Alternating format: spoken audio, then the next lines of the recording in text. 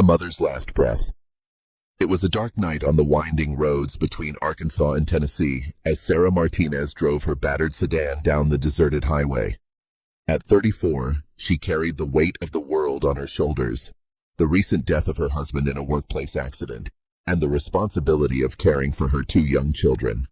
In the back seat, her 8-year-old daughter, Iris, is a silent storybook, while her 5-year-old son, Caleb, sleeps soundly. Sarah had made a difficult decision to abandon her life in Little Rock and return to the small town of her childhood in Tennessee, where she hoped to find peace and a fresh start. But fate had other plans. When the car began making strange noises, Sarah stopped at an abandoned gas station. That's when she saw the old sign, "Welcome to Millfield, population 0. Strange. She vaguely remembered her grandmother mentioning something about this mysterious town. As Sarah continued her journey, she began to feel a strange sense of déjà vu. The trees grew taller, the children of the night more intense. Suddenly, the car stopped.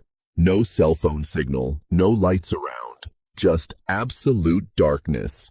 It was then that she heard a suggestion.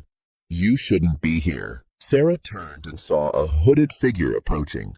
When the cloak fell away, it revealed an elderly woman with eyes that had seen centuries of pain. "I'm Ruth," the woman said, "and you're about to make the biggest mistake of your life." Sarah, confused and frightened, told her what she meant. Ruth explained that this region was cursed by an ancient entity called Morvain, a spirit that had been betrayed by its own mother and now fed on the fear and hopelessness of mothers who passed by.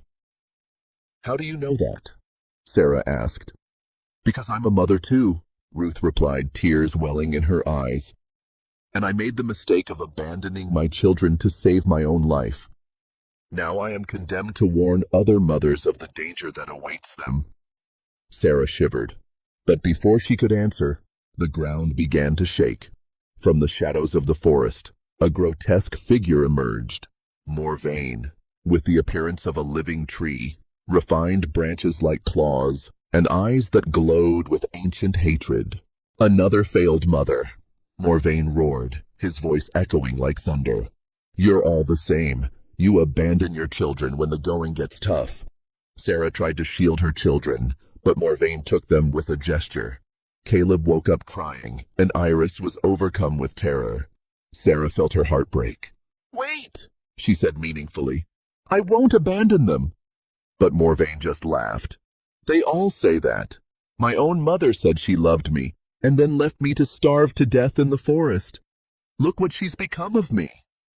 It was then that Sarah saw something. Morvain spoke like a wounded child, not a monster. In his eyes, beyond the hatred, there was a deep, ancient pain. "You've been alone for a long time, haven't you?" Sarah said quietly. Morvain stopped. "What do you know about loneliness?" "Everything. My husband died, and for a moment I thought about giving up. I thought about leaving my children with relatives and running away. But then I realized that true love isn't about perfection. It's about being present, even when all seems lost." Ruth, an elderly woman, began to tremble.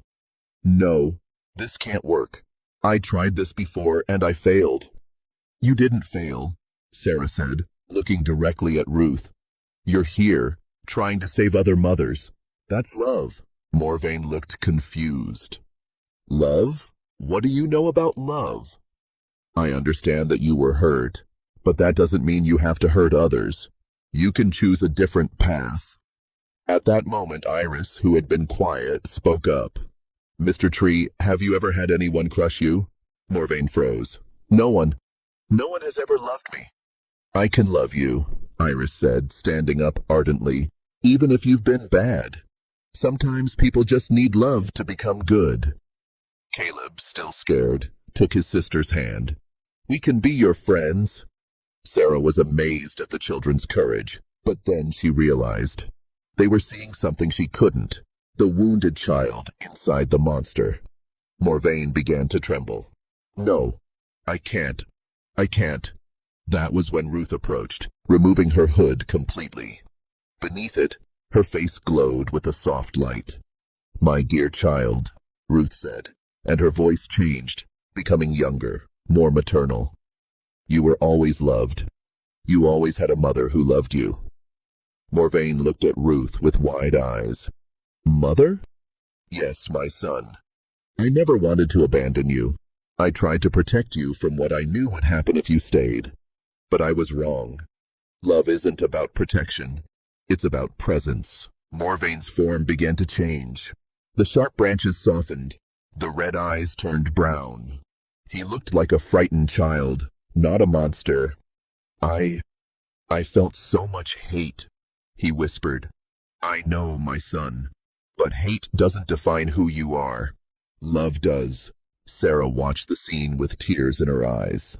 Her own journey of grief and fear had prepared her for this moment, understanding that sometimes the greatest act of courage is loving someone who seems undeserving.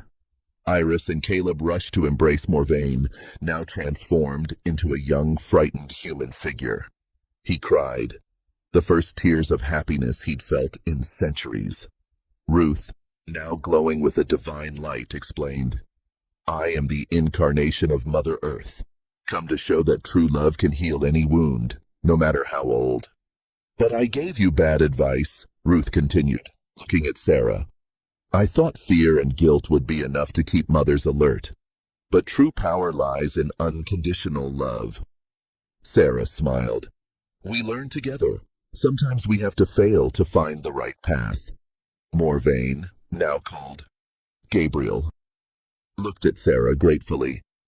"You saved me, but how can I make up for the harm I've caused?" "Love isn't about making amends," Sarah replied. "It's about starting over, and you have that chance now." Ruth waved her hand, and the scene changed. They were in a welcoming little town, where several other mothers and children had gathered. Sarah realized they were all the mothers Morvain had frightened over the years, and they had all chosen to forgive him. "This is your community now," Ruth said, "a place where everyone is welcome, regardless of their past mistakes." Iris rushed to hug Sarah. "Mom, you were amazing." "No, honey, we were amazing together." Caleb took Gabriel's hand. "Will you be our friend?" "If you want me," Gabriel replied, his voice timid. Sarah looked up at the sky where the first rays of dawn were beginning to appear. Her journey had begun with fear and despair, but ended with hope and redemption. "What have we learned today?" Ruth asked. Sarah replied, "That love is stronger than fear, that forgiveness is more powerful than hate, and that no one is beyond the reach of compassion." Gabriel nodded, and that sometimes the greatest hero is not the one who fights, but the one who loves.